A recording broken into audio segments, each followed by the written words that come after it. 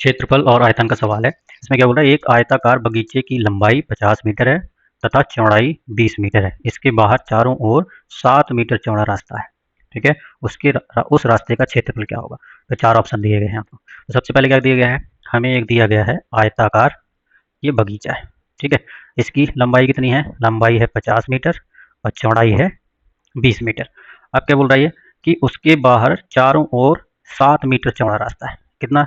7 metre. माना कि ये हमने मान लिया 7 मीटर।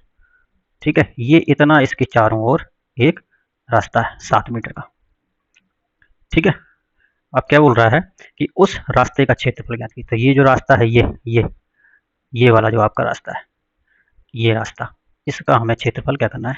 ज्ञात करना है।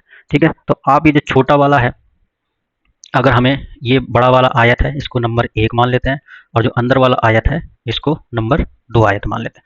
अगर हमें बड़े वाले आयत का क्षेत्रफल पता चल गया और छोटे वाले का पता चल गया और दोनों को घटा देंगे तो हमारे ये रास्ते का आ जाएगा क्षेत्रफल कितना आ जाएगा। ठीक है, तो नंबर 2 वाले आयत का क्षेत्रफल कैसे निकालोगे?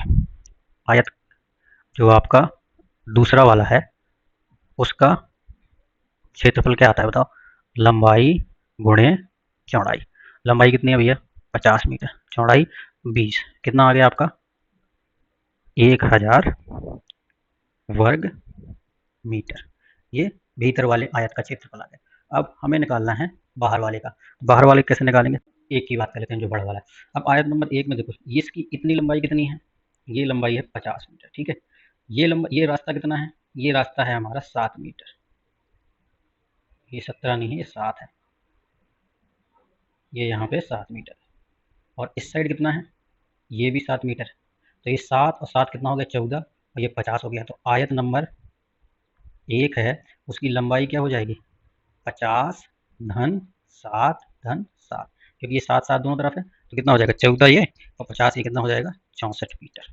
इसी प्रकार चौड़ाई देखो, ये कितना चौड़ा है? 20। यहाँ से यहाँ तक ये 20 है।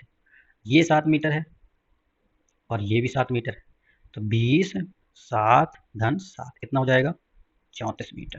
ठीक है, अब दोनों की लंबाई पता चल गई, आपको चौड़ाई पता चल गई। तो आयत नंबर जो 1 है उसका क्षेत्रफल क्या आ जाएगा? लंबाई गुणे चौड़ाई, तो 64 गुणे 34 कितना आ गया आपका? 64 गुणे 34 आएगा 2176 वर्ग मीटर।